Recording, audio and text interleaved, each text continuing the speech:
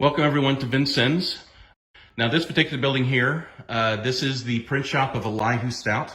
Now Elihu Stout is the individual who would start the very first newspaper in Indiana. He would start the Indiana Gazette in July of 1804. Pretty simple newspaper for our standards today, but pretty typical of what you would see anywhere in the country. Just a 4-page publication. And he would actually publish this newspaper once a week. Now, at this time period in the early 1800s, if you were in New York or Philadelphia, the larger cities, you would have newspapers that are daily newspapers. And that's just down to the amount of equipment that they can have available to them, workers, things like that. So what you're looking at out here for a newspaper like the Gazette, you're looking at a situation where it's going to be one, maybe two people working on this at a time. And you're just going to have to just work with what you have. And so a lot of times this newspaper is going to end up just being a weekly newspaper. Now the printing press that we have here on display that we have featured is an original printing press to the time period. Now it is not original to Elihu Stout. He did not own this particular printing press, but it's the style of printing press that he would have had here when he set up shop in 1804 in Vincennes. This particular printing press, we don't know a lot of its history prior to 1870. In 1870, in Erie, Pennsylvania, it was purchased at auction, and the individual who purchased this started a job printing company. Posters, flyers, those kind of things. Not really a newspaper. And the press and the business stayed within the family, and the printing press actually was used up until 1945, when the individual's daughter, Lizzie Spots, then decided she was going to retire, and then this printing press here was donated into the site in 1955. So we were quite lucky to have this as an original piece then here in Vincennes. Now a little bit of background on Elihu Stout.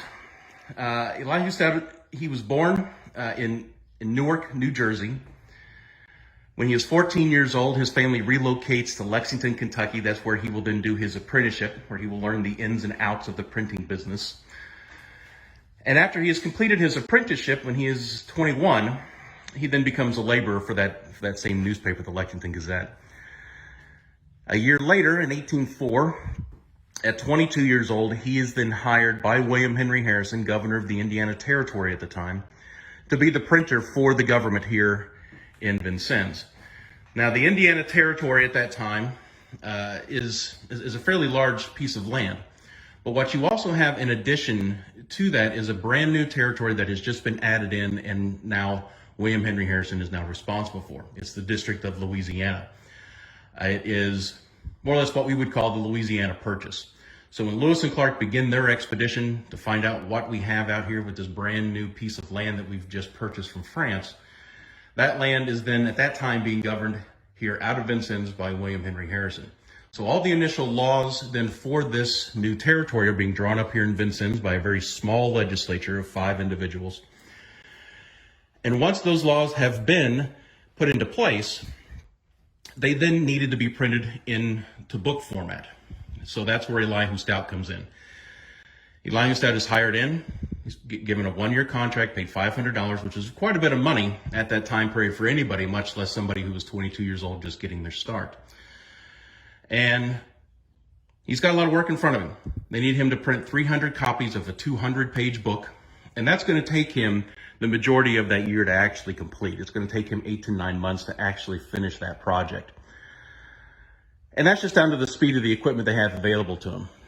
Even though, today this equipment looks slow and very tedious to have to use, at the time it is, it's kind of the computer for its age.